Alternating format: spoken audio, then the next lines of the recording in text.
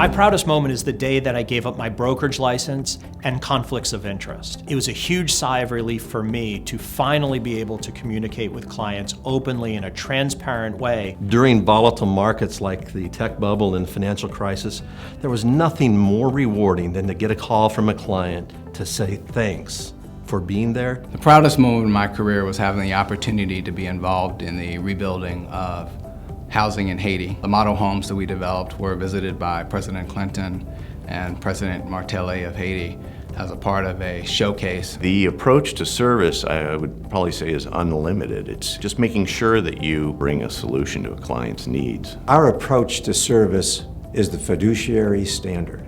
That means putting the client's interests first, and we follow it religiously. All of our relationships with our clients are based on a mutual trust that we build over many years of a relationship together. We aim to ensure that our investors get the returns that they're targeting while benefiting the community, sustaining the environment, and creating a holistic approach to real estate investment. Every client gets to customize how they want us to interact with them.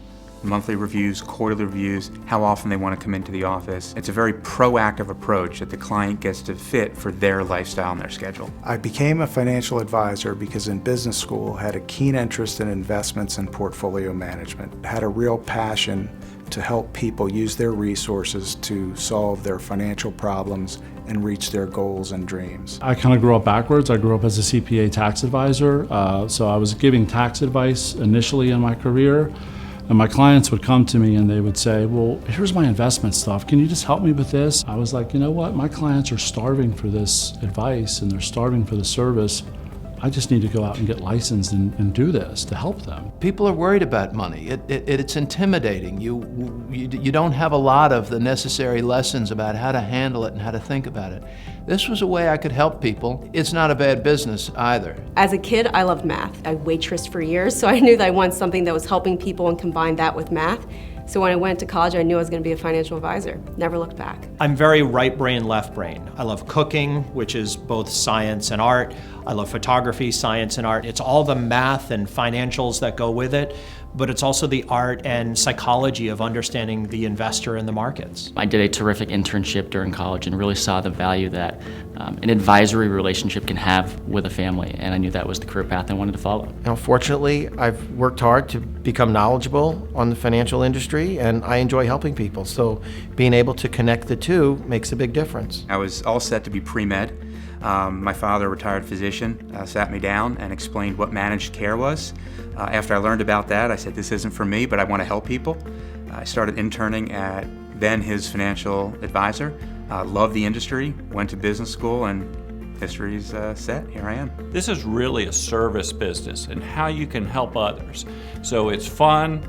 I'm intellectually challenged every day. I'm helping others, and I see doing this the rest of my life. I have had an internship program since 1984, and a number of them have been successful in the financial advisory sector. So I'm helping Ameriprise develop a national partnership of advisors across the country to help work with middle market CEOs. We started to develop these younger advisors, portfolio analysts. So we've made a very conscious effort to not only focus on next generation advisors, but also diversity. What we do within our own firm, and I'm a big believer in this, is education and hands-on experience. So in every meeting, we have our young people in the conference room observing and listening. So it's always been important to me to serve as a mentor, and I've done that through my work with NIFTY, the Network for Teaching Entrepreneurship, that helps children in underprivileged areas learn a business curriculum. Aside from hard work and a commitment to serve clients, there are 4 essential things to be successful: competence, character, chemistry, and caring. You need to be ethical, but being more than ethical, you need to act as a fiduciary, which means you're putting the client's interests above all else. You really need to have a good appreciation of history, and it's said that history doesn't repeat itself, but it does rhyme.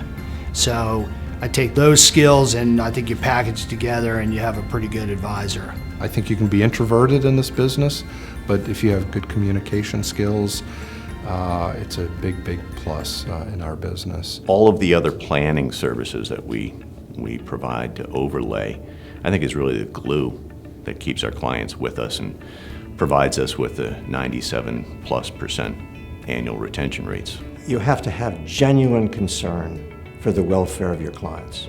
And you also have to have the skills and the knowledge to be able to provide them with what they do. Addressing another person's need, understanding their needs, helping them form a plan empowers your client, empowers other people, and puts them in control of an area that was intimidating and scary. I think the characteristics that are necessary in this field are really a passion for helping others, but also an ability to take the initiative and try to solve with clients the different challenges that they have in their financial worlds. Empathy and patience. I think when you're talking about investment management, estate planning, retirement planning, these are emotional topics, and I think clients need to understand that and make sure that they're treated the right way. People get caught up in stock picking and portfolio management, and the reality is what we do is more like family therapy. As a woman, I probably view this a little bit differently, but I think persistence is highly important. I think genuine care really matters. And lastly, I think it's really important to know what you don't know and being willing to admit that. Talking people through these difficult situations, hand-holding, just getting them through these things that they're not always focused on in the right way. Whether that be client servicing, investment management skill set, operations, they need to have those technical skill sets.